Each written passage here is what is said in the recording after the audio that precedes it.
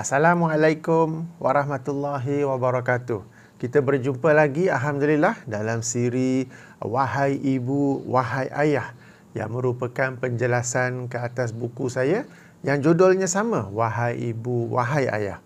Sedikit ulang kaji, sebelum ini kita telah membaca hadis tentang seorang ahli ibadah di kalangan Bani Israel yang begitu bersungguh-sungguh beribadah sehinggakan apabila ibunya memanggilnya, dia tidak menjawab sebab dia begitu fokus kepada ibadah. Setelah hari pertama, hari kedua, hari ketiga dia tidak jawab, ibu dia mendoakan sesuatu yang tidak baik baginya dan doa itu Allah makbulkan. Allah makbulkan meskipun Juraij tu, anaknya tu, bukan buat benda yang tak baik. Bukan dia tak jawab ibu dia kerana tidur saja. Bukan kerana main video game saja. Bukan kerana duk layan drama Korea. Tak, dia sedang beribadah. Tapi ibu panggil dia tak layan. Dia concentrate, fokus pada ibadah saja. Dalam kes macam ini pun, apabila ibu mendoakan sesuatu yang tidak baik, Allah makbulkan doa ibu itu. Menunjukkan betapa pentingnya, betapa tingginya kedudukan ibu di dalam agama, di dalam Islam. Kemudian kita juga telah membaca ataupun mengkaji ayat Quran di mana Allah SWT selepas sahaja menyuruh kita menyembahnya dan jangan mensyirikkannya. Perkara kedua yang Allah suruh ialah untuk kita berbuat baik kepada ibu bapa. Bukan sekadar buat baik biasa-biasa, tetapi buat baik level tinggi yang kita sebut sebagai ihsan. Untuk sesi kali ini, saya hendak bacakan sebuah hadis Nabi SAW. Sebuah hadis yang pendek saja, tapi padu. Sebab hadis-hadis Nabi SAW ni, baginda ni bila menyampaikan sesuatu memang pendek, tapi padu. Dia tak cakap panjang-panjang, lepas tu kesimpulannya apa? Pelajarannya apa? Tak, Nabi SAW bila cakap memang jelas, pendek tetapi padu, ya. Sebuah hadis riwayat Imam Tirmizi daripada Abdullah bin Umar radhiyallahu anhuma. Beliau berkata, Rasulullah SAW bersabda, Ridha Rabbi fi ridal walidi wa sakhatur Rabbi fi sakhatil walidi. Keredaan Allah terletak pada keredaan ibu bapa dan kemurkaan Allah terletak pada kemurkaan ibu bapa. Hadis ini diriwayatkan oleh Imam Tirmizi dan ianya bernilai sahih.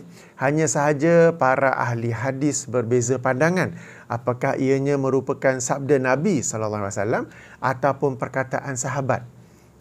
Walaupun ada perbezaan ini, ianya tidaklah memudaratkan ataupun mengurangkan darjat hadis sebab sahabat ni pertama sekali, mereka ni apabila bicara tentang Allah, mereka tak akan sebut pandangan sendiri, teori-teori sendiri, melainkan ianya benar-benar mereka dengar daripada Rasulullah SAW. Kemudian kita dapat lihat daripada susunan ayatnya tu, ianya macam saya kata tadi, pendek dan padu, dan ini adalah ciri-ciri hadis Nabi SAW. Ciri-ciri sabda Nabi SAW. Sebab kalau manusia ni dia jarang dapat susun ayat yang padat tapi yang ringkas tapi padat lagi padu, ya. Jadi isyarat-isyarat ini menunjukkan bahawa yang lebih kuat ialah ini memang merupakan sabda Rasulullah SAW. Okey, itu dari sudut kekuatan hadis ini. Okey, bagaimana pula masuk hadis? Ya, hadis ini yang menunjukkan betapa tingginya, betapa pentingnya darjat ibu bapa di dalam Islam, sehinggakan Allah Subhanahu Wa Taala mengikat ataupun mensyaratkan keredaannya kepada kita berdasarkan keredaan ibu bapa kepada kita, ya. Tuan-tuan dan puan-puan, khasnya anak-anak yang walaupun sudah dewasa tapi masih ada ibu bapa, kita memang selalu cuba mencari keredaan Allah. Kita memang hendak mencapai keredaan Allah, yang supaya dengan itu kita dapat mencapai redha Allah, kan? Dan kita berusaha dengan cara ibadah-ibadah fardu kita buat yang terbaik boleh, ibadah-ibadah sunat kita tambah, okey, dan kita berbuat baik apa semua tu. Tapi ada sesuatu yang kurang. Okay, ada sesuatu yang belum lagi, ya. Sebab semua tu memang penting, tapi kadang-kala di kalangan kita mungkin ada yang tertinggal atau terlepas pandang tentang ibu bapa mereka. Padahal Allah Subhanahu Wa Taala dengan jelas mengikat, mensyaratkan keredaannya kepada kita sebagai anak jika ibu bapa reda kepada kita. Okey.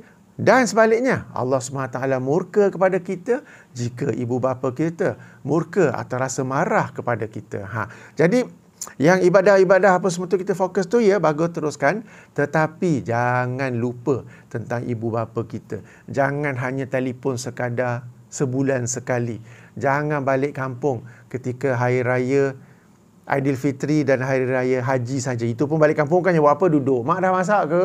Mak ni apa, bilik tak kemas ni, nak tidur macam mana ni? Bukan sekadar macam tu saja. Tapi lebih lagi, ya, lebih lagi. Membaca hadis ini saya teringat pengalaman saya sendiri, ya. Pengalaman saya sendiri sebagai seorang anak tahun 90-an dulunya. Saya ni dulu duduk dengan ibu bapa saya sebab saya orang Kuala Lumpur, duduk di Kuala Lumpur, ibu bapa saya di Kuala Lumpur. Dan saya ni nak kata sebagai anak yang baik tu tidak. Tapi yang jahat pun taklah juga. Kita up lah diri sendiri sikit. Baik tu tidak, jahat pun tidak. Macam biasa-biasa saja. Yang macam nak kata apa, bila bangun pagi tu tak adalah nak wish salam ke, selamat pagi ada mak bapak ke apa ke. Bangun pagi, cari ada apa, sarapan apa makan. Lepas tu, saya pun tak tahu apa saya buat. Sebab zaman saya dulu ada RTM1, RTM2, TV3 saja. Lain-lain tak ada. Okay. Tapi bila saya, Alhamdulillah, ada kesedaran tentang betapa pentingnya ibu bapa ni, saya mula cuba untuk berubah. Bukanlah ubah banyak sangat pun. Kalau sebelum itu bangun tidur macam tak layan je pun. Sekarang ni bangun tidur, Assalamualaikum, good morning ma. Saya dengan parents saya dulu cakap bahasa Inggeris. Assalamualaikum, good morning pa. Papa maksudnya. Daripada saya tunggu apa mereka sediakan sarapan, saya offer, can I go out and buy breakfast for all of you? Sebagai contoh. Dekat rumah jalan kan, ada gerai jual nasi lemak kan. Sebelum ni punyalah malas. So, benda-benda macam tu saja. Kadang-kadang menawarkan diri nak buangkan sampah ke. Kadang-kadang parents, mak ke ayah saya nak kena ke mana, saya pun tawarkan diri untuk memandu kereta. Sebab duduk di Kuala Lumpur ni, nak pergi mana-mana parking memang susah. So, kalau saya drive, saya boleh tunggu di tepi mana. Ayah ke ibu saya pergi urusan mereka di bank ke, di pejabat ke apa. Kemudian, senanglah sebab saya pun boleh tunggu depan bank tu saja. Sebagai contoh. Maka saya cuba perbaiki diri. Ya. Dan, walaupun benda kecil-kecil tu ya, sekadar tegur sapa. Macam sebelum tu, kalau nak keluar jumpa kawan-kawan, keluar je. Dah lah kereta tak ada, baru dapat lesen. Kereta ambil je kunci, ambil kereta ayah, tu jalan. Sampai habis minyak dah nak habis tu, masuk balik rumah. Lepas tu buat diam je. So, bila dah belajar tentang betapa pentingnya ibu bapa dalam Islam ni, sikit je saya improve. I'm going out, I borrow your car, ya. Got petrol inside? Macam tu tanya. Ya, got, sila. Bawa. Dan bila nak balik tu, isi dulu minyak, walaupun kadang RM10, RM20 saja ke. Jadi saya improve sikit. Tapi bila saya buat sedikit tu, parents saya pun mungkin Alhamdulillah lebih appreciate saya ke apa ke. Saya dapati kehidupan saya banyak berubah. Menjadi lebih baik, lebih berkualiti, lebih tenang, kerja lebih tenang, duduk di rumah lebih fulfilling apa semua tu. Walaupun saya buat sikit-sikit saja. Jadi sejak dari itu saya mula tambah lagi, ya. Walaupun saya sebelum tu biasa-biasa saja, bila saya try untuk perbaiki diri saya sebagai seorang anak, okay? Saya baca buku bahawa buku yang saya baca tu pula tajuk dia Dosa-Dosa Besar oleh Imam Az-Zahabi. Okay? Saya beli buku tu dalam bahasa Inggeris, terjemahan bahasa Inggeris. Kemudian saya baca, salah satu dosa besar tu ialah derhaka kepada ibu bapa. Dan diterangkan dengan derhaka selalu buat baik. Salah satu tu hadis ini apa semua. Dan daripada buku itu saya cuba perbaiki diri saya. Dan memang saya nampak perubahannya. Ya. Saya tak dapat nak kata Allah ni reda kepada saya apa ke. Tapi saya dapat lihat yang ibu bapa saya lebih gembira, lebih tenang kepada saya. Dan dengan itu kehidupan saya ini sendiri improve. Saya nak cerita dalam perkataan pun tak tahu. Tapi ada improvement. Jadi kepada para penonton, khasnya anak-anak, baik yang umur belia, umur dewasa, ya kadang umur 30, 40 pun ibu bapa masih ada di kampung kan. Cuba renung, kalau kehidupan anda tu serba tak menjadi ke, apa nak kata, sebelum musim PKP, sebelum musim COVID ni, sebelum lockdown pun serba tak kena. Sekarang ni lagilah tak kena. Cuba semak hubungan anda dengan ibu bapa. Kalau sekarang ni bawa kereta, pergi dekat je pun. Tak boleh pergi jauh sekarang kan, pergi dekat je pun. Pergi kedai runcit je nak beli barang ke apa pun, masuk paku. Jenuh cari kedai nak kena tampal. Dah tampal satu tayar, besok tayar lain pula masuk paku. Sebagai contoh. Cuba lihat ya. Ataupun kita kata mungkin seseorang itu pesan makanan melalui Foodpanda. Dah pesan tunggu-tunggu tak sampai. Tengok-tengok makanan tu dihantar ke rumah lain. Nak bagi makan pula, tengok-tengok gagak dah pergi hinggap dulu, dah pergi patuk makan dulu. Alamak, aku dah lah duit tak ada nak pergi order makan lagi. Order makan tu, itu pun plan nak satu makanan tu. Satu tu nak bahagi 3. Breakfast, lunch, dinner. Tengok-tengok tak dapat juga. Macam-macam lah serba tak kena. Beli handphone ni asyik jatuh saja. Jatuh mana? Jatuh dalam jamban. Of all the places. Suka tengok phone dalam toilet kan? All of tengok-tengok. Situ juga jatuhnya. Dia tak jatuh tempat lain pun. Beli baru ganti. Beli yang murah tak apalah. Dekat Lazada, kat Shopee tu. Masuk dalam lubang tu juga. Apalah tak kena dengan aku ni.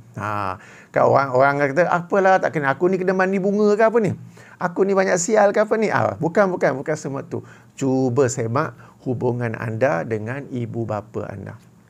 Sekalipun anda rasa okey, tapi improve lagi. Cuba improve lagi. Sebab kita nak sebut dengan perkataan tak tahulah. Tapi kalau Allah ni reda dengan kita, macam-macam lah. Ya Allah rahmati kita, permudahkan urusan kita, lapangkan rezeki kita, apa semua ya. Tapi kalau sebaliknya tu, itu tu memang susah ya. Kemudian perhatikan hadis ni, bahawa Rasulullah SAW menyebut reda. Okey, sebenarnya ada beberapa peringkat. Okay, di bawah reda ialah sabar. Sabar itu menahan diri daripada melakukan perkara yang dilarang oleh agama. So, apakah kita ni berada pada tahap yang mak bapak kita ni sabar je lah dengan kita? Saya rasa tidak kan, semua di sini baik-baik kan? Sabar sajalah. Katakanlah mak kita di kampung, telefon kita pun busy, we call you back. Tapi tak call juga pun. Ayah pun WhatsApp. Tengok tapi tak balas pun. Ayah pun sabar sajalah. Mak pun sabar sajalah. Kan? Berarti mereka tak puas hati dengan kita. Tapi mereka sabar kerana kasih sayang ibu bapa kepada anak. Jadi mereka sabar saja. Okay? Jangan kita pada tahap tu. Kita tinggi lagi. Yang ini, ibu bapa dalam keadaan tenang. They are pleased with us. Dia dalam keadaan tenang. Redha ni kita sebut tenang. Hati itu tenang. Dia tak adalah marah-marah sampai nak kena sabar. Okay? Tak adalah apa nak kata... maknanya bila mereka telefon, kita pun jawab dan kita pun layan mereka. Sibuk macam mana pun kita layan 3 minit, 5 minit. Jadi mereka pun reda, tenang dengan kita. Dia orang WhatsApp, kita pun WhatsApp balik, katakan boleh WhatsApp kan. Jadi mereka pun dalam keadaan tenang. Sabar ni ialah mereka kena menahan diri. Apalah anak aku ni, aku cuba kontak tak nanti. Aku cuba nak sembang. Sebab orang tua-tua ni, mereka suka nak sembang untuk mengisi kelapangan. Okay? Tapi kita pula sibuk dengan entah apa yang sibuknya tu kan. Jadi mereka sabar je dengan kita. So, jangan pada tahap sabar. Tapi kita nak tahap reda. Okay? Reda. They are pleased with us. Tapi ada satu lagi tahap lagi tinggi. Di mana mereka ni gembira dengan kita. Okay? Sabar, reda, syukur. Bila seseorang ibu bapa tu syukur, maknanya dia gembira dengan kita. Syukurlah anak aku seorang ni. Aku belum telefon, dia dah telefon. Setiap 2-3 hari, dia telefon tanya mak apa khabar, abah apa khabar. Anak aku ni aku syukur sangatlah. Bila dia balik kampung tu, macam-macam dia tolong. Aku belum minta, dia dah buat. Aku belum suruh, dia dah buat. Dia sendiri nampak ada daun-daun di halaman rumah, katakan dia sendiri sapu. Dia sendiri nampak ada pipe air tu tik dia sendiri repair. Dia nampak bumbung tu zinc dah kena tiup angin ke apa, dia sendiri pergi panjat, pergi buat. Alhamdulillah, aku syukur betul. Aku tak payah sebut pun. Aku tak payah sebut pun, dia sendiri, mak ini tak payah masak, jom kita pergi ke pekan, ke bandar berdekatan, nak belanjakan makan ke apa ke. So, bukan sekadar reda tetapi syukur. Syukur ni lagi tinggi daripada reda. Dan bayangkanlah kalau ibu bapa kita ini gembira dengan kita, insya-Allah Allah Subhanahu Wa Taala juga gembira dengan kita. Dan kalau Allah ni gembira dengan kita, masya-Allah, tak tahulah nak sebut apa, macam mana ya, yang Allah akan kurniakan kepada kita ni dalam kehidupan ya. Jadi ingat ya, sabar, redha, syukur, ini tahap-tahap ni ya. Dan di bawah tu ada, iaitu marah. Ibu bapa kita dalam keadaan marah kepada kita. Jangan sampai ke tahap tu. Bawah marah ada lagi. Yang ini ingkar. Yang ini apabila ibu bapa kita tak mengaku lagi kita ini anak mereka. Sampai begitu mereka marah kepada kita. Jangan pada tahap itu. Jadi ada 5 tahap. Bawah sekali ingkar. Jangan sampai situ. Marah. Ibu bapa marah pada kita, tapi kadang-kadang mungkin kita ni tersalah buat, terlepas pandang ke apa ke sampai ibu bapa marah, maka cepat-cepatlah minta maaf kepada mereka ya. Jangan segan-segan, jangan takut-takut, jangan tinggi diri. Orang yang sebenarnya kuat ialah mereka yang lazim minta maaf. Orang yang lemah tu saja dia tak nak minta maaf. Okey, dia cuba nak blame itu, blame ini, pusing sana, pusing sini apa semua. Kemudian tahap sabar ya. Sabar, mak bapak kita ni macam sebanyak sabar dengan kita ni. Kita ni pun macam tak apalah, dia orang tak kata apa pun. Padahal bila tengok air muka ke, dia tengok apa ke, sebenarnya ibu bapa dalam peringkat banyak sabar dengan kita. Kemudiannya redha. Redha macam manalah hadis ini. Mereka dalam keadaan tenang. Tak ada marah, tak ada nak kena sabar apa. Tenang, happy dengan kita. Tenang dengan kita. Dan tahap lagi tinggi ialah apabila mereka benar-benar gembira dengan kita. Bila sembang dengan jiran, Alhamdulillah, anak aku seorang tu, dia cerita sekian. Alhamdulillah, dia selalu telefon, sembang-sembang apa gitu, dia cerita apa gitu. Dia cerita tentang cucu apa gitu. Alhamdulillah, dia suka balik kampung. Hanya sekarang sebab lockdown tak boleh balik kampung. Bila balik kampung, macam-macam dia tolong, macam-macam dia buat. Bila dia balik 2 hari tu lah, Alhamdulillah lah sangat. Kan orang-orang tu cerita kan. Jadi kita ni, hadis ni memang sebut redha. Tetapi kalau kita kaji, sebab kita tahu ada satu peringkat lagi tinggi pada redha, iaitu apabila ibu bapa syukur, sangat gembira dengan kita. Dan bila ibu bapa gembira dengan kita, sudah tentu insya-Allah Allah Subhanahu Wa Taala juga gembira dengan kita ya. Jadi macam mana kita nak mencapai keredaan ibu bapa? Macam mana kita nak mencapai kegembiraan ibu bapa kepada kita? Sama-sama fikir, sebab masing-masing tahu situasi dia di sini, masing-masing boleh fikirkan macam mana ya. Macam tadi saya bagi contoh saya sendiri dulu. Macam sekarang saya, ibu bapa sudah pun meninggal dunia. Tetapi alhamdulillah, bila saya sendiri ada kesedaran untuk berbuat baik, saya berbuat baik dan saya dapat merasai perbezaan dalam kehidupan saya ni. Bukan nak kata mak saya belikan saya hadiah lain ke, ayah tiba-tiba belikan saya kereta ke, tak. Dia, kita kata ketenangan hidup tu. Kerja jadi mudah, kerja jadi okey. Apa nak kata, walaupun duduk rumah, saya kerja pilot. Bila duduk rumah tak ada flight, ada saja aktiviti bermanfaat untuk dibuat. Tak adalah main. Dulu kalau main game zaman dulu apa, Nintendo ke apa ke, Atari, something like that ya. Tak ingat zaman dulu macam kan. Jadi ada je benda bermanfaat yang bila malam tu nak tidur, Alhamdulillah hari ni macam-macam benda baik aku buat. Okay. Pagi tu bangun ada saja benda bermanfaat nak buat. Tak ada apa kena buat hari ni apa nak buat okeylah, sambung tidur. Tak ada jadi begitu ya. Jadi moga-moga para penonton semua, khasnya anak-anak, baik yang muda, baik yang dewasa, cuba beri perhatian kepada hadis ini dan cuba renung-renung hubungan anda dengan ibu bapa sendiri. Demikian sedikit kupasan saya berkenaan hadis Nabi SAW. Ringkasnya ya, redha Allah ya terletak pada keredaan ibu bapa dan kemurkaan Allah terletak pada kemurkaan ibu bapa.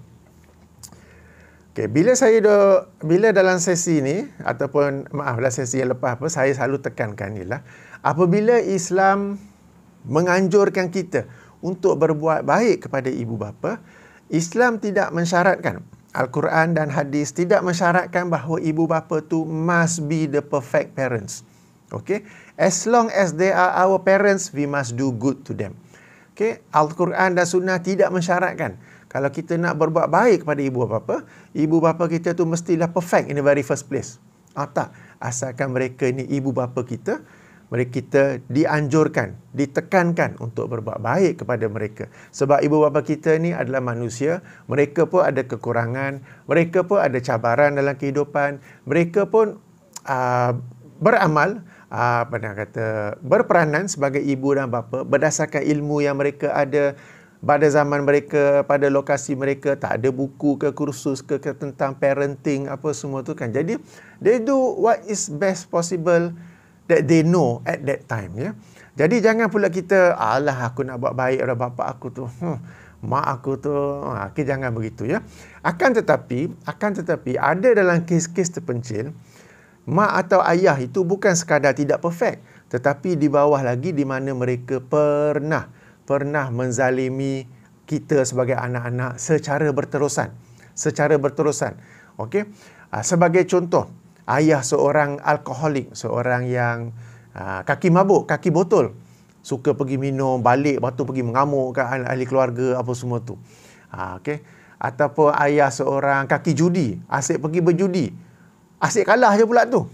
So habis barang rumah apa semua, gadai apa semua, dia tinggal rumah yang dulu elok pergi sampai kena pindah ke rumah low cost ke, dulu ada perabot sampai tak ada perabot apa sebab dia kaki judi. Dah tegur apa semua, dia tak nak berubah juga, ya, sebagai contoh. Ataupun ya, dalam kes terpencil ada juga ayah yang melakukan kesalahan seksual kepada anaknya. Okey, sumbang mahram yang kita sebut, ya. So dalam kes-kes seperti ini di mana ayah atau ibu berterusan menzalimi anak-anak, okay, bagaimana pula, apakah anak-anak tetap dituntut berbuat baik kepada mereka? Dalam kes-kes seperti ini ni, saya berpendapat tidak semestinya, sebab kita sebagai manusia bila kita dah besar sikit apa, kita dah susah kita nak melupakan trauma zaman kehidupan di mana kita dizalimi oleh ayah dan ibu dahulunya. Jadi nak buat baik tu memang susah. Jadi kalau seseorang itu tak dapat nak buat baik, dia tak dapat nak balik kampung, dia tak dapat nak kontak sebab teringat kesalahan-kesalahan yang dilakukan oleh ayahnya kepada dia dulu, maka tak mengapa, sebab Allah SWT mengetahui apa yang berlaku dan Allah SWT mengampunkan anda kerana jika anda tidak dapat hendak berbuat baik kepada mereka.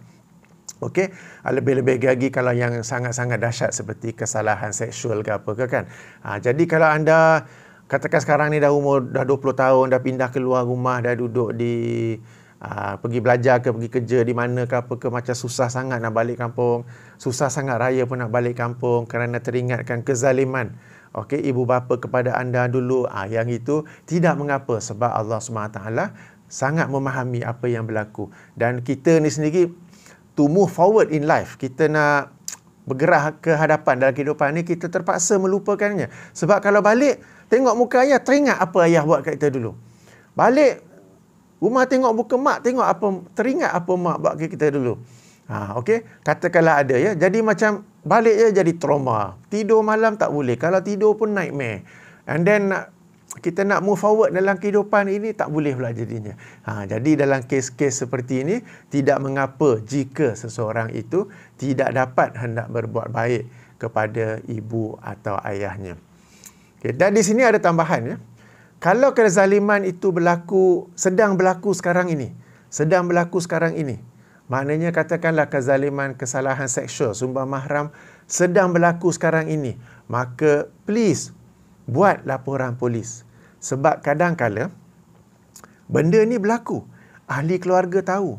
Katakan ayah tu dia melakukan kesalahan seksual kepada anak perempuannya, maknya tahu, tapi maknya tak nak buat apa-apa, tak nak buat laporan polis kerana nak menjaga maruah keluarga, tidak mahu mengaibkan keluarga. Malulah nanti apa orang kata apa semua tu, tak nak buat laporan polis. Jangan begitu, kena buat, sebab kalau tidak nanti ayah itu dia akan meneruskan kesalahan itu dan mungkin akan meneruskan pula kepada adik ke, kepada ke apa ke lain semua tu. Jadi it has to stop. You must do the police report. Jangan menyembunyikannya. Okey. Akan tetapi jika ini berlaku 10-20 years ago, anda sekarang dah umur 30, benda ni dulu nak buat laporan polis pun macam dah tak ada bukti ke apa ke, yang itu tak apa. Tapi jika ianya sedang berlaku sekarang ini, jangan menyembunyikannya atas alasan ingin menjaga aib keluarga, tak mahu memalukan keluarga, anti apa orang kata. Kerana sikap sedemikian akan menyebabkan si orang yang si ayah tadi tu akan meneruskannya kan. Jika sekarang ini kepada anak perempuan yang sulung, mungkin kepada adiknya ke apa ke, entah apa pula lagi dia buatnya ya. Jadi terus ambil tindakan, jangan ditangguh-tangguhkan ya. Okey. Ini dalam kes-kes terpencil bagi ibu atau ayah yang menzalimi anak-anaknya. Kalau ibu dan ayah tu sekadar kekurangan mereka apa semua tu, maka maafkan dan terus berusaha untuk berbuat baik kepada mereka. Okey, moga-moga bermanfaat. Kita jumpa lagi dalam sesi akan datang. Subhanakallahumma wa bihamdika asyhadu an la ilaha illa anta astaghfiruka wa atubu ilaik. Assalamualaikum warahmatullahi wabarakatuh.